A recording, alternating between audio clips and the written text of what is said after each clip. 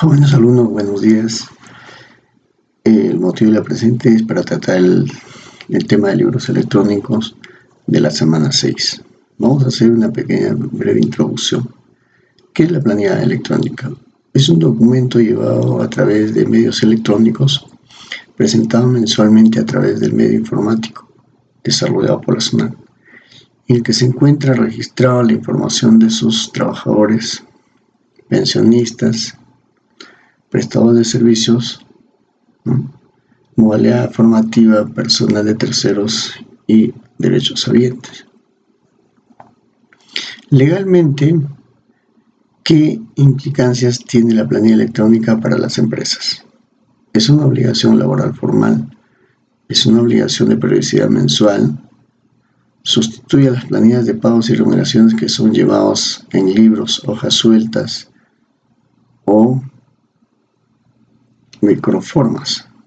Su llevado hace que se considere cumplido de la obligación establecida en el artículo 48 de la Ley 28918, referido a la inscripción de beneficiarios de las diferentes modalidades formativas mediante libros especiales y de autorización de por el Ministerio de Trabajo. No requiere ser autorizado por la Autoridad Administrativa de Trabajo. Se remite directamente a través del aplicativo informativo descargado del portal de SUNAT y Ministerio de Trabajo.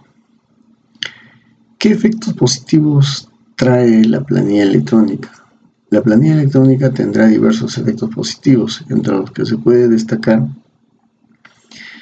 que se eliminará el costo de tramitación de las planillas de pago y del libro especial de modalidades formativas. A diferencia del libro, que debe ser autorizado por la Autoridad Administrativa de Trabajo o por el juez de paz letrado en los lugares donde no hay autoridad, la planilla electrónica no requiere de autorización alguna. Ello significa que el costo que representa la autorización del libro de planillas, que hasta la dación de la nueva resolución 286-2007-TR, vino siendo del 1% de la unidad impositiva tributaria por cada 100 páginas, y que a partir de la modificación introducida por es de 0.32 de la OIT por cada 100 páginas. En unidades que el número de personal es llevado, el efecto de la eliminación de este costo será sumamente importante. Lo mismo sucede con el libro especial, donde se registran los beneficiarios de las diferentes modalidades formativas, como el llevado de la planilla electrónica al costo que representa la autorización de este documento por la autoridad administrativa, que también asciende al 1% de la unidad impositiva tributaria por cada 100 páginas, y que por efecto de la resolución ministerial citada es de 0.67 de la OIT por cada 100 páginas, se verá suprimida. Ahora vamos a ver el tema de consolidación de obligaciones laborales. La obligación de llevar libros de planillas en los términos del Decreto Supremo 001-98-TR y el libro de modalidades formativas en los de la Ley 28618 se considera cumplida mediante la presentación de esta planilla electrónica. Así, laboralmente, una sola declaración sustituirá dos obligaciones que antes debían cumplirse de manera separada, generando costos diferenciados a la empresa. Vamos a ver con respecto a lo que es la desaparición del costo para almacenamiento físico de las planillas. Con el llevado de la planilla electrónica se elimina el costo que genera la obligación de almacenamiento físico de documentos. Así como los obligados a llevar el documento electrónico no deberán destinar más recursos físicos como humanos para la conservación segura de libros planillas por el plazo exigido por la normatividad vigente. Contribución en los fines de la administración de justicia, reducción de los tiempos de procesos judiciales. Es un tema importante por el cual nosotros debemos entender que las planillas electrónicas contribuirán a una mejor y sustancialmente el servicio de administración de justicia por el Poder Judicial. Podrá acceder a la información que la proporciona el Ministerio de Trabajo y Promoción del Empleo, tanto en el marco de la Comisión de Cooperación como el de cumplimiento de mandatos judiciales. Es así que el órgano jurisdiccional requiere información adicional a lo que fue remitida respecto a aquellos datos contenidos en la planilla electrónica. Miren, jóvenes, este acto de revisión de planilla de la emisión de informe a partir del mismo, cuyo plazo máximo de acuerdo a la ley procesal de trabajo es de 20 días, pero que en la práctica suele ampliarse un plazo mayor, se verá totalmente simplificado, ¿no? Al reducir los procesos judiciales y con ello el cumplimiento de unos principios que inspiran el proceso del trabajo, el de la celeridad. Otro tema que es importante es el fortalecimiento de la inspección del trabajo. Mediante estos tipos de documentos de planilla electrónica, el Ministerio de Trabajo se ve fortalecido, dado que la inspección del trabajo les va a posibilitar una mejor inspección respecto a las debilidades que probablemente las empresas podrían tener al no presentar una información adecuada y oportuna que les permita saber exactamente qué cantidad de trabajadores tienen y cuáles son sus formas de contratos que tienen. Asimismo, debemos decir cuál es el acceso a los sistemas de seguridad social en pensiones. Sabemos desde la perspectiva de la seguridad social en pensiones, en el mediano plazo la planilla electrónica posibilitará que las entidades competentes en la materia evalúen de manera automatizada e inmediata el cumplimiento de sus requisitos exigidos por los diversos regímenes pensionarios, procediendo al otorgamiento de pensiones en las situaciones en las que resulte prudente. Al respecto, se debe señalar que el Decreto Supremo 018-2007 ha establecido que el artículo 6 del Ministerio de Trabajo y Promoción del Empleo podrá emitir disposiciones o celebrar convenios con entidades estatales y organizaciones a fin de promover información incluida en la planilla electrónica. Ahora veamos un poco cuáles son los beneficios para otras entidades. Por ejemplo, el beneficio que permite este uso de planillas electrónicas será igualmente importante para el cumplimiento de las funciones legalmente atribuidas a entidades como, en este caso estamos hablando del Seguro Social de Salud, ¿no? Quien administra todos los fondos del tema de salud. Estamos viendo, por ejemplo, al tema de la Superintendencia de Bancas y Seguros. Son entidades que de alguna forma se ven beneficiados por este tema del llevado de libros electrónicos. Ahora veremos desde cuándo está vigente la obligación de remitir la planilla electrónica. Está vigente a partir del 1 de enero del año 2008. Esto supone que el primer envío se efectuará en febrero de 2008, informando los registros laborales producidos en el mes anterior. Otro tema importante. ¿Qué empleadores están obligados a enviar planilla electrónica? Están obligados a llevar la planilla electrónica los siguientes empleadores. Todas las personas jurídicas. Las personas naturales que cumplan con alguno de los siguientes supuestos. Estamos refiriéndonos a personas que tienen empresas y son consideradas como personas naturales. A ver, cuenten con más de 3 trabajadores. Cuenten con 1 o más prestadores de servicios o personal de terceros. Cuenten con 1 o más trabajadores o pensionistas que sean asegurados obligatoriamente al Sistema Nacional de Pensiones. Cuando estén obligados a efectuar alguna retención del impuesto a la renta de 4ª categoría. Tengan a su cargo 1 o más artistas de acuerdo con los previstos en la Ley 2831. Si hubieran contratado los servicios de una entidad prestadora de salud, u otorguen servicios de propia de salud conforme al dispuesto en la Ley 26790, normas reglamentarias complementarias. Hubieran sido suscritos con el Seguro Social de Salud un contrato por seguro complementario de trabajo de riesgo, quiere decir el contrato de trabajo de riesgo. Bien, Asimismo, podemos hablar de cuál es la oportunidad de la presentación de planillas electrónicas. La planilla electrónica deberá presentarse en los plazos señalados en el cronograma establecido en la SUNAT para la declaración y pago de obligaciones tributarias de periodicidad mensual. Bien, vamos a ver así también cuál es la relación entre los PDTs administrados por la SUNAT y la planilla electrónica. La planilla electrónica es una obligación laboral formal que legalmente debe ser enviado al Ministerio de Trabajo, pero en virtud del encargo establecido por el Decreto Supremo número 0018-2007-TR, la SUNAT lo recibirá a nombre del Ministerio de Trabajo. Los PDTs vinculados con el impuesto a la renta y las contribuciones sociales de las personas que generen rentas de cuarta categoría y quinta categoría, respectivamente, son obligaciones tributarias formales que por ley deben remitirse a la SUNAT. No obstante, esta diferencia jurídica para efectos determinantes antes de que la entidad se esté cumpliendo la obligación, se ha diseñado un solo aplicativo informativo, cuyo envío tendrá por efecto legal el cumplimiento de ambas obligaciones referidas a la obligación laboral formal y la obligación tributaria.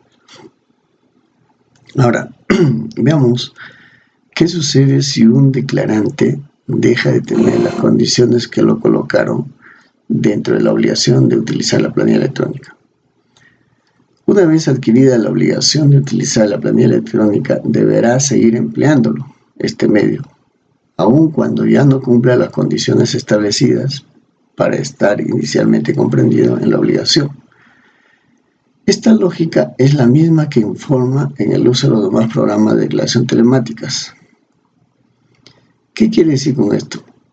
Que si nosotros hemos ya iniciado el llevado de libros electrónicos, aún no cumpliendo con tener 1 a 3 trabajadores, necesariamente debemos de continuar con este tema. Bien. Vamos a un supuesto que cuando en un periodo se deje contar con trabajadores, se debe seguir presentando la planilla electrónica. En términos generales, la obligación de presentar la planilla electrónica se mantiene en tanto el declarante no haya comunicado a la administración la baja de los conceptos tributación y no tributarios que se declaran a través de dicho medio. Bien, otro punto. Las entidades del Estado, como el gobierno central, los gobiernos regionales o los gobiernos locales, están obligados a presentar la planilla electrónica. Si entre otros empleadores obligados a presentar la planilla electrónica se encuentran todas las entidades del sector público nacional, inclusive aquellas en las que se refiere el Decreto Supremo 027-2001 PCM, actualizadas las normas que le rigen la obligación de determinación de entidades del sector público, de proporcionar información sobre sus adquisiciones y respecto de cualquier trabajador, servidor o funcionario público bajo cualquier régimen laboral y de sus prestadores sociales. Vamos a ver, ¿qué sucede con aquellos empleadores que tengan diversos centros de trabajo? En caso de empleadores que tengan diversos centros de trabajo, su registro y envío se realizará en un solo acto, no pudiendo realizarse diferentes envíos por cada centro de trabajo o categoría de trabajadores. En caso de grupos de la empresa, la planilla electrónica se lleva por cada persona jurídica que la integra. Bien, vamos a ver otro tema especial. Si la planilla electrónica sustituye a las planillas físicas, ¿qué ocurriría con las boletas de pago?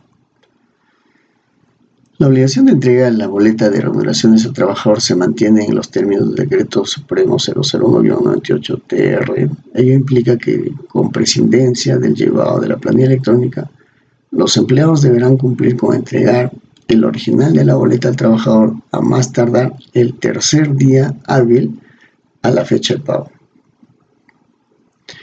Entre las funcionalidades de la planilla electrónica se encuentra la emisión de una boleta de pago. En base a la información registrada, los empleadores podrán optar por utilizar dicha boleta o seguir extendiéndola a través de medios que lo han venido haciendo.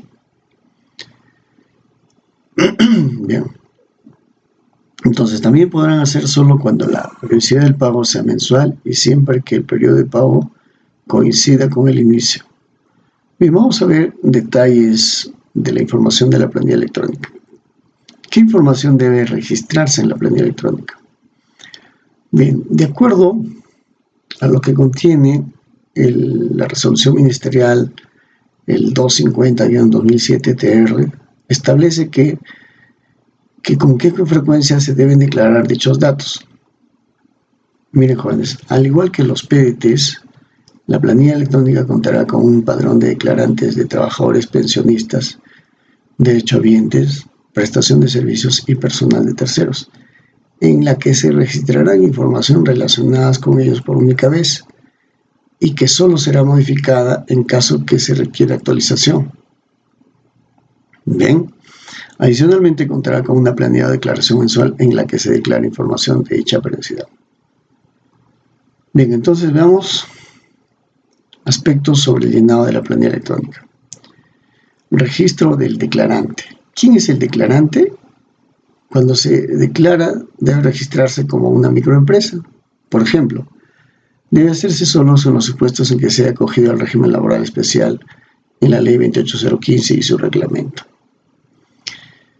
De acuerdo al texto único de procedimientos administrativos del Ministerio de Trabajo y Promoción del Empleo, el acogimiento al régimen especial se hace mediante la presentación de una solicitud en forma de declaración jurada, indicando el número de RUC, el número de documentos representantes de la empresa, acompañado de una simple declaración jurada del impuesto a la renta. ¿Bien? Entonces, decimos, ¿qué información debe colocarse en la casilla número de acogimiento?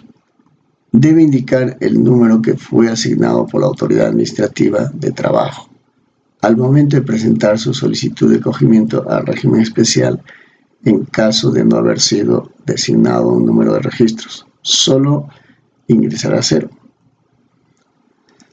Bien, con respecto a los establecimientos, ¿qué información se debe colocar en el tema de planillas electrónicas? Se considera así los lugares en que el declarante realiza parcial o totalmente sus operaciones. El establecimiento puede estar constituido solo por un domicilio fiscal, pero también puede darse el caso la existencia de establecimientos anexos cuya declaración en el RUC es obligatoria. Bien, ¿qué es el código de establecimiento según su inscripción en el RUC? ¿A qué se refiere la información mínima de la planilla electrónica? El código de establecimiento es aquel que es asignado por la SUNAT al momento de la inscripción en el RUC y se encuentra señalado en la ficha RUC. Este es el que debe registrarse en la planilla electrónica. Bien, hemos hablado respecto a los datos de la empresa que deben suscribirse en los formatos establecidos en este PDT llamado libros electrónicos. Bien, vamos a ver el tema del registro de trabajadores. ¿A quién se considera un trabajador? Trabajador es toda persona que presta servicios personales remunerados bajo subordinación. La subordinación es inherente a la existencia de aquellos servidores personales, trabajadores que se vinculen con el proceso empresarial y que por tanto requieren ser ordenados a administración y gestión. Bien, ¿cómo lo vemos en el ordenamiento empresarial? Indica que es la existencia del poder empresarial para subordinar a quienes prestan servicios, dirigiendo el servicio de fiscalización o eventualmente sancionándolos. No obstante, este despliegue de poderes podría no ser ejercitado por el empleador y por ello no extingue la relación del subordinado. Bien, si el trabajador vive en un domicilio con dirección diferente al declarante, al RENIEC, para la obtención de su DNI, debe declarar la dirección real. ¿Qué quiere decir? No se asume como cierto la dirección registrada en el Documento Nacional de Identidad. Bien, ¿cómo debemos registrar a las personas que perciben rentas de cuarta categoría? Solo para efectos de llenado de la planilla electrónica, estas personas se registran dentro de las categorías de trabajadores. Su registro como trabajadores es solo para fines operativos y no cambia la naturaleza jurídica de las relaciones existentes entre dichos preceptos y las empresas o entidades en las que estos prestan servicios. Bien, ¿qué más? Lo mismo sucede con los pescadores, procesadores artesanales independientes y con los practicantes SENATI. Bien, jóvenes. Respecto a la ocupación del trabajador, ¿cómo deben registrarse los puestos de las empresas que no se encuentran en la tabla y el empleador tiene que crearla? La tabla de ocupaciones, hasta ocupaciones determinadas en función de las competencias necesarias para desempeñar tareas en un empleo, no lista puestos de trabajo. Bien. ¿Cuándo debe tenerse el tema de trabajadores con discapacidad? Para este efecto del aplicativo, el indicador de discapacidad aparece marcado en la alternativa negativa, ¿no? Nosotros sabemos que el tema de la discapacidad de trabajadores discapacitados tiene una ley que los ampara, ¿no? Que es la 27050, Ley General de Personal con Discapacidad. Atribuye competencia para dicho fin que haya cumplido con su inscripción.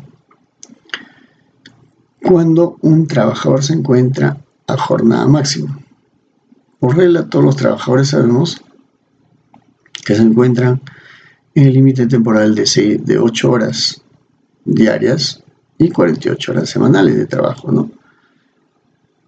¿Qué más tenemos? Tenemos el tema de, en el caso de que un trabajador, ¿no?, labore en horario nocturno y horario diurno durante un mismo periodo. El indicador sujeto de trabajo de horario nocturno deberá marcarse la opción positiva cuando se trate de trabajadores cuya jornada se desenvuelve de manera exclusiva en el horario nocturno. Bien, ¿cómo debe hacerse el registro cuando en un periodo se utilizan diversos tipos de pagos? Los tipos de pagos aparecen 3 opciones: efectivo, depósito en cuenta y otros. Cuando se trate de trabajadores respecto a los que se emplea más de un tipo de pago en el periodo, deberá registrarse en el último tipo utilizando esta información. Será solamente referencial para fines de fiscalización laboral. Bien, ¿qué más debemos saber?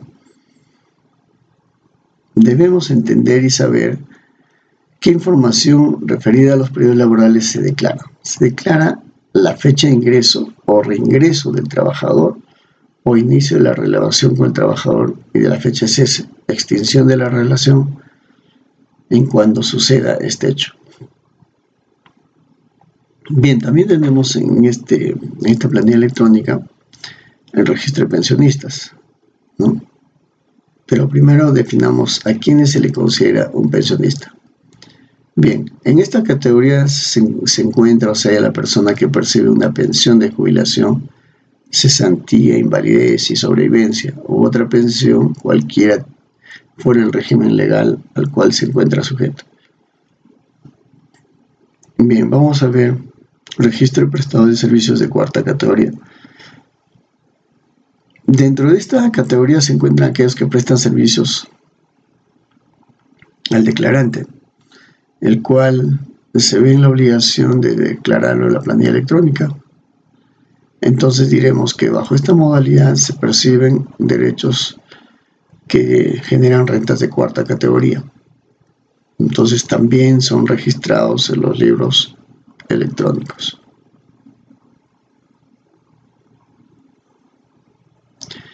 ¿Cuándo un prestador de servicios de 4ª categoría debe ser registrado en la planilla electrónica? Los prestadores de servicios de 4ª categoría deben ser declarados en planilla electrónica por aquellos empleadores que contraten sus servicios siempre que estos sean agentes de retención del impuesto a la renta de 4ª categoría, independientemente de si se efectúen o no dicha retención. Actualmente se declara en el PDT 621 la retención del impuesto a la renta de 4ª categoría a los trabajadores independientes. Al declarar en la planilla electrónica a los trabajadores independientes, dicha retención ya no se declara a través del PDT 621. Bien, jóvenes, acá tenemos registro de prestadores de servicios, modalidades formativas. ¿Qué se considera un prestador de servicios de modalidades formativas? Es la persona natural que presta servicios bajo alguna de las modalidades formativas establecidas por ley 28616 o cualquier otra ley especial. Miren, jóvenes, hemos tenido la oportunidad de presentar a grandes rasgos y en generalidades el tema de planillas electrónicas. Les agradezco mucho su